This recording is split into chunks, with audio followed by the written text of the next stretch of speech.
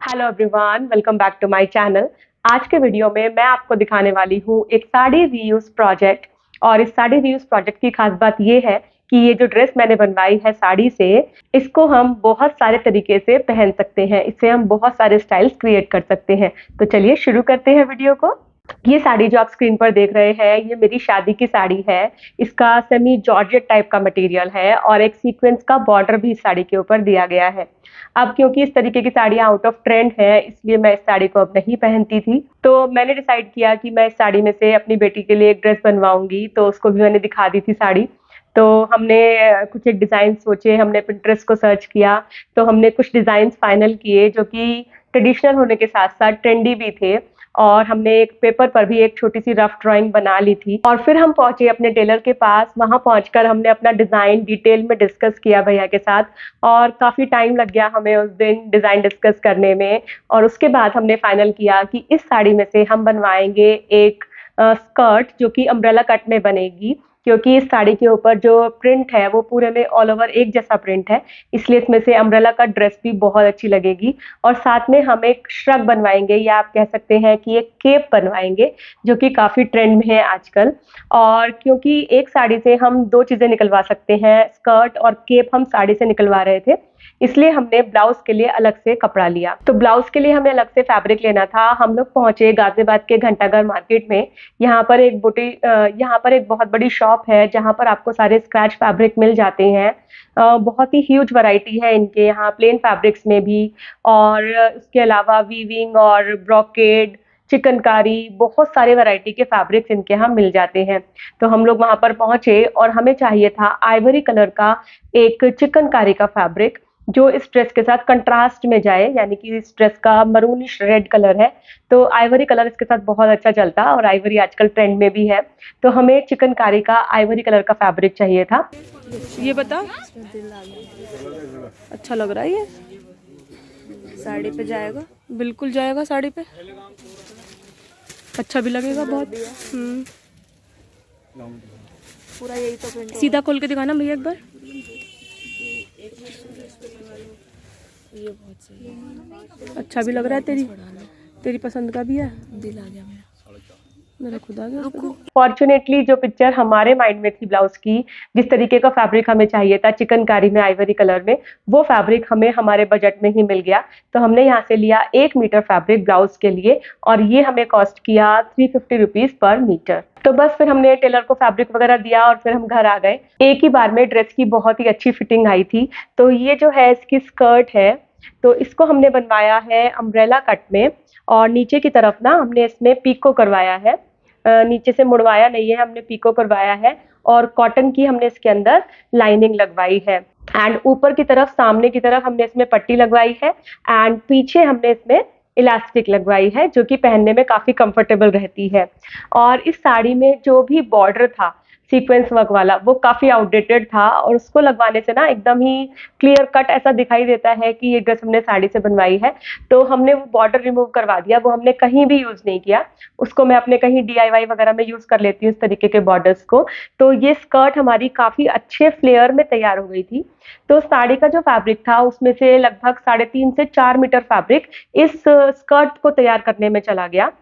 अगर आपकी भी प्लेन साड़ी है या फिर इसी तरीके का प्रिंट है साड़ी में, तो आप भी उसमें से एक अम्ब्रेला कट स्कर्ट आसानी से बनवा सकते हैं। लेकिन अगर आपकी साड़ी के अंदर बॉर्डर्स है या फिर इस तरीके का प्रिंट है जो पूरी साड़ी में एक जैसा नहीं है, यानी कि सिर्फ नीचे के घेरे पर है, तो आप उसमें से अम्ब्रेला कट स्कर्ट फिर नहीं बनवा सकते हैं। और इस स्कर्ट के अंदर हमने केन केन या फिर बुकरम वगैरह कुछ भी नहीं लगवाई है, क्योंकि मैं इसको मिनिमल रखना चाहती थी, और ऐसा रखना चाहती थी कि हम इसको कभी भी किसी भी मौके पर पहन लें।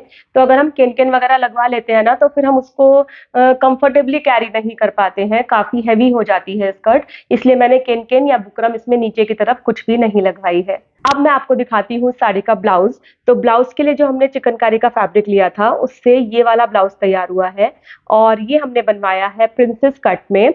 और आगे से हमने वी नेक दिया है, पीछे से भी हमने इसमें वी नेक दिया है। और क्योंकि ये पूरा चिकनकारी एम्ब्रॉयडर्ड फैब्रिक है, थोड़े बहुत इसमें सीक्वेंस वर्क भी किया गया है, इसलिए हमने इसको फ्रंट से ओपन नहीं करवाया है, क्योंकि डिज़ाइन कट जाता फिर और अच्छा नहीं लगता फ्रंट से ओपन। इसलिए हमने इसको बैक से ओपन दिया है, क्योंकि बैक से जो ये बैक ओपन वाला पार्ट है, ये पीछे केप में छुप जाएगा, इसलिए हमने इसको बैक से ओपन रखा है। और जब भी हम वी नेक बनवाते हैं ना, तो हमें एक चीज़ उसमें ध्यान रखनी पड़ती है कि नॉर्मल नेक से हमें इसको थोड़ा-सा डीप रखना पड़ता है, वरना काफ़ी छोटा गला बन जाता है वी नेक में। इस ड्रेस का जो सबसे ट्रेंडी पार्ट है, वो है इसका केप। तो हमने साड़ी के ही फैब्रिक से एक केप बनवाया है। तो ये इस तरीके का केप है। इसके आर्म होल में भी इस तरीके से लेस लगाई गई है, दोनों तरफ ऐसे लेस लगाई गई है। और स्लीव्स को ना इसमें अलग से नहीं जोड़ा जाता है। शोल्डर पर से इस तरीके से एक बड़ा कपड़ा लिया जाता है, उसको ऐसे सिल दिया जाता है और यहाँ पे साइड से ऐसे ओपन रखा जाता है। और फ्रंट साइड से भी ये ओपन है, कोई भी बटन, जिप, हुक वगैरह इसमें कुछ भी नहीं लगाए गए हैं। सिर्फ एक हमने यहाँ पर एक बहुत ही पतली सी, एक मिनिमल सी लेस लगवाई है। लाइनिंग वगैरह कुछ भी इस केप में नहीं है। और इसका जो सही लुक है ना, वो आपको पहनने के बाद दिखाई देगा, अभी आगे दिखाऊंगी मैं आपको। और ये जो केप्स होते हैं ना, ये आजकल काफ़ी ज़्यादा ट्रेंड में है और इनको पहनना बहुत ज़्यादा कंफर्टेबल रहता है, क्योंकि दुपट्टे की तरह ये बार-बार गिरते नहीं रहते हैं और ना ही इनमें पिन अप करने की ज़रूरत रहती है। तो इनको कैरी करना काफ़ी ईज़ी रहता है और ये एयरी, ब्रीज़ी होते हैं, तो बहुत कंफर्टेबल भी होते हैं। अब क्योंकि ये ड्रेस हमने इस माइंडसेट के साथ बनवाई थी कि हम इसको अलग-अलग तरीके से स्टाइल करेंगे, तो इस ड्रेस के अंदर 3 एलिमेंट्स हैं। एक है इसकी स्कर्ट, एक है ब्लाउज़ और तीसरा है इसका केप। तो हमने इन तीनों ही एलिमेंट्स को अलग-अलग चीज़ों के साथ पेयर करके देखा और जो हमें बेस्ट कॉम्बिनेशंस लगे, हमें 4 कॉम्बिनेशन सबसे अच्छे लगे, वो मैं आपके साथ इस वीडियो में शेयर करने वाली हूँ। ये क्योंकि बहुत वाइट वाइट हो जाएगा, तो फिर इस पे कुछ रेड ऐड करने के लिए या तो श्रग डाल सकते हैं, ये चुन्नी भी डाल सकते हैं।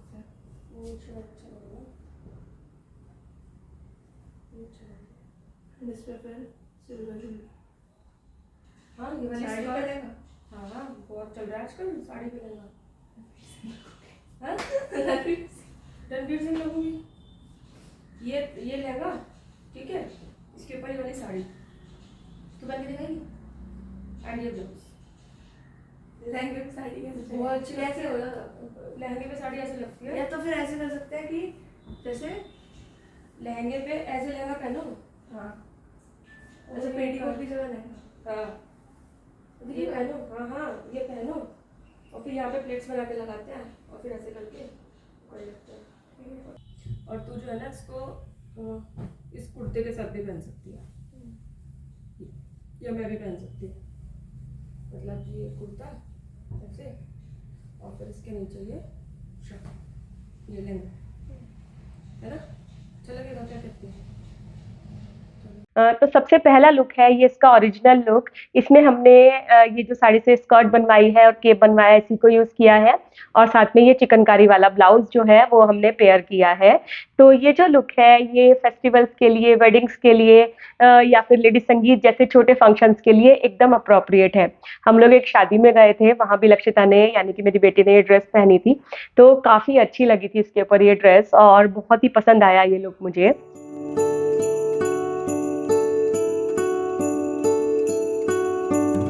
सेकेंड लुक में हमने इस चिकनकारी के ब्लाउज को एक चिकनकारी के ही प्लाजो के साथ पेयर किया है। तो हमने यहाँ पर ध्यान रखा है कि दोनों का जो शेड है वो सेम हो। आइवरी कलर का ब्लाउज है ये और फॉर्चुनेटली मेरे पास एक आइवरी कलर का प्लाजो भी था, तो दोनों का शेड ऑलमोस्ट सेम है। हमने उन दोनों को पेयर किया है और इसके लुक को कंप्लीट करने के लिए हमने इसके साथ लिया है केप। तो ये काफ़ी अच्छा इंडो वेस्टर्न लुक बन गया है, जिसको आप किसी भी छोटे-मोटे ओकेजन पर कैरी कर सकते हो।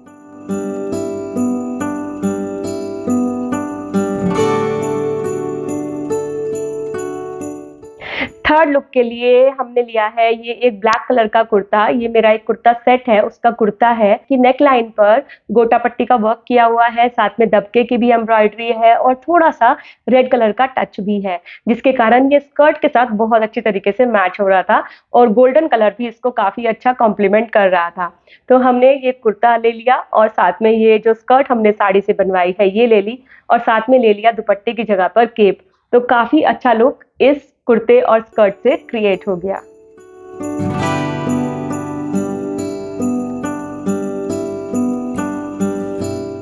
फोर्थ लुक जो है उसने इस ड्रेस के लुक को एकदम ही चेंज कर दिया। तो इस लुक के लिए हमने ली है एक डेनिम की जीन्स, साथ में एक ग्रे कलर का क्रॉप टॉप लिया है। ये मैंने कमला नगर दिल्ली की मार्केट से लिया था, काफ़ी चीप रेट में मुझे मिल गया था ये। उसका भी वीडियो है ऑलरेडी मेरे चैनल पर, आप देख सकते हैं। एंड उसके साथ हमने इस केप को लिया है जो कि इसके लुक को बिल्कुल ही कंप्लीट कर देता है।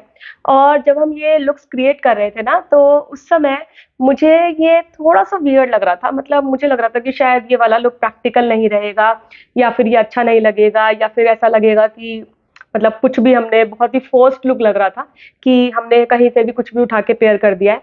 बट पहनने के बाद ऐसा नहीं लगा, काफ़ी अच्छा लुक लगा ये, और मुझे ये लुक बहुत ही ज़्यादा पसंद आया। तो अब मैं आपको बता देती हूँ इस ड्रेस पर टोटल एक्सपेंसेस मेरे जो आए। इस ड्रेस को स्टिच कराने के लिए मैंने पे किए 1350 रुपए, यानी कि स्कर्ट, ब्लाउज एंड केप, इन तीनों चीज़ों की स्टिचिंग मिला करके हुई 1350 रुपए। 350 रुपए का हमने लिया ब्लाउज का फैब्रिक, और 50 रुपीज़ की हमने ली लेस। तो इन तीनों चीज़ों को जब हम ऐड करते हैं तो आता है 1750 रुपए, यानी कि 1750 रुपीज़। 1750 रुपए में एक ऐसी ड्रेस जिसको आप बहुत सारे तरीके से पहन सकते हैं, बहुत सारे स्टाइल्स में पहन सकते हैं।